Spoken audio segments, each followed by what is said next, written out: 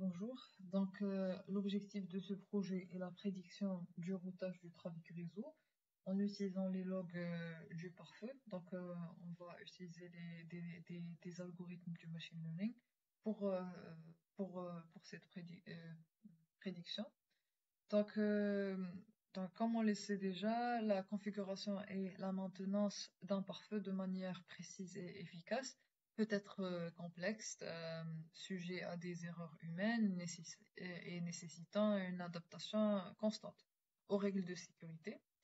Dans ce contexte, notre projet vise à automatiser et à améliorer le processus de prise de décision du pare-feu en utilisant des modèles d'apprentissage automatique. Pour ce faire, nous allons se baser sur ceci. Pour entraîner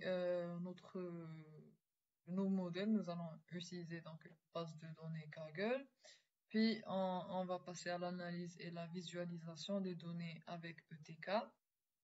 Euh, Puis l'entraînement des modèles qu'on a choisi et finalement l'évaluation des performances des modèles. En ce qui concerne notre base de données, c'est une base de données euh, utilisée dans le contexte de sécurité et de la prédiction en utilisant l'intelligence artificielle et plus précisément l'apprentissage automatique. C'est une base de données composée de 12 caractéristiques et la caractéristique action est utilisée comme classe. C'est notre target variable avec quatre instances. Allow, drop et reset both. Euh,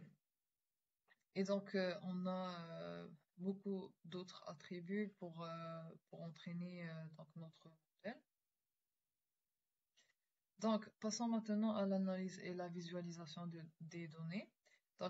Normalement, dans le contexte de machine learning, on utilise euh, des librairies comme Matplotlib, etc. Mais aujourd'hui, nous allons se baser sur le stack ELK qui est le stack Elasticsearch, Logstash et Kibana. Principalement Kibana pour faire la visualisation. Euh, L'analyse et la visualisation des données avec ELK permet une exploration efficace des logs de pare-feu. ELK offre une solution intégrée pour la recherche, le traitement et la visualisation des données. Cette approche moderne facilite la détection de schémas et de tendances critiques pour la sécurité réseau. En utilisant ELK, les professionnels peuvent prendre des décisions éclairées pour optimiser la posture de sécurité de leur réseau. Donc, euh, Comme vous pouvez voir ici, on a fait une première visualisation. La distribution, selon l'instance de l'action. Comme on peut remarquer ici, notre dataset n'est pas nécessairement équilibré dans le premier.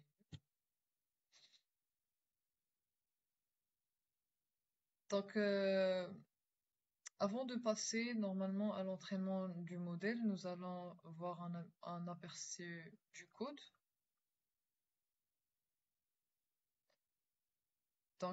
Normalement, à part la visualisation, on remarque qu'on n'a pas de valeur nulle. Le type des données avec lesquelles nous allons entraîner nos modèles, par exemple ici, action est une chaîne de caractères, donc il faut la transformer au type catégorie pour pouvoir faire la classification par la suite.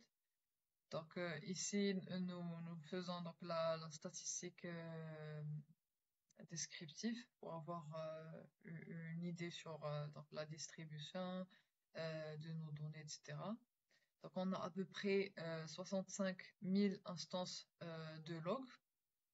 Puis ici, la matrice de corrélation qui va nous montrer la corrélation entre les différents attributs. Et juste après, nous avons fait le Explanatory Data Analysis en utilisant donc le stack ELK. Donc, on a fait plusieurs visualisations des dashboards, plusieurs dashboards en utilisant donc Kibana. Et donc après nous avons fait donc le feature engineering. Juste avant de passer donc à l'entraînement de notre modèle. Donc normalement, sur quoi on s'est basé pour le choix du modèle? Donc principalement, on s'est basé sur deux choses. Donc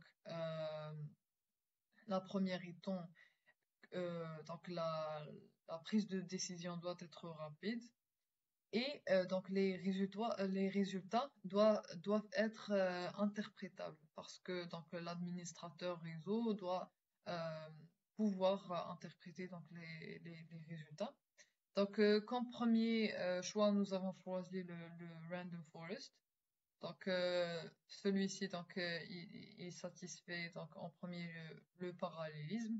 Donc, Random Forest permet le traitement parallèle, ce qui accélère la prise de décision.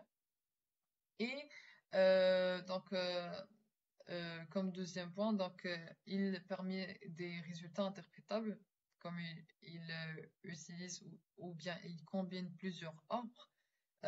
Chaque arbre individuel reste relativement simple à interpréter, ce qui facilite donc la compréhension du modèle global. Donc, avant de passer à l'autre modèle, nous allons voir donc la performance de notre modèle. Donc, avant ça, nous avons divisé notre base de données en données d'entraînement et données de test. Et après, donc, après entraînement de notre modèle Random Forest, nous remarquons donc une précision de 0,99. Donc, le modèle a pu faire une bonne prédiction sur les trois classes, et plus précisément les trois premières classes. Donc, passons au deuxième modèle qui est le XGBoost Classifier. Donc, lui aussi, il satisfait le fait donc la prise de décision rapide et il permet des résultats interprétables. Donc, XGBoost fournit des mesures d'importance des caractéristiques et doit identifier les variables clés qui influent sur les décisions du modèle. Et donc, lui aussi, donc, il combine plusieurs arbres, mais aussi permet donc la visualisation individuelle des arbres pour une interprétation détaillée. Donc, en ce qui concerne donc la performance du modèle, donc notre modèle XGBoost a aussi fait une bonne prédiction à 0,99 aussi. Et ici, on remarque que c'est vrai que pour la troisième classe, donc pour l'action Reset All, donc le modèle n'a pas pu prédire aussi bien que les trois autres classes, tout simplement parce que notre base de données n'est pas très équilibrée, et surtout pour la troisième classe. Mais de façon générale, le modèle a pu faire une bonne prédiction. Et après, donc, pour comparer l'évaluation des deux modèles, donc Random Forest et le classificateur RGB, XGB, désolé, présentent des performances globalement impressionnantes. Donc, ils démontrent tous, ou bien tous les deux, une grande efficacité avec donc des temps d'exécution rapides et des précisions élevées. Donc, le classificateur de forêt aléatoire affiche une précision donc à 99%, et normalement le XGB lui aussi donc à 99,8%. Ces résultats suggèrent que les deux modèles sont bien adaptés à... Donc, en ce qui concerne l'évaluation des deux modèles, Donc, pour le Random Forest, le temps d'exécution a été mesuré à 0,08 secondes, avec un log loss de 0,02 sur l'ensemble de tests et une précision à 99%.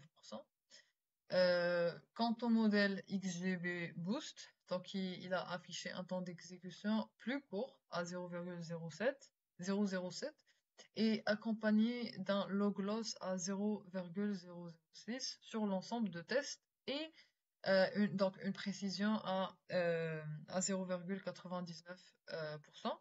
Donc ces résultats témoignent de la rapidité d'exécution et de la grande précision de ces modèles, ce qui les rend adaptés à la prise de décision rapide et à des résultats donc interprétables.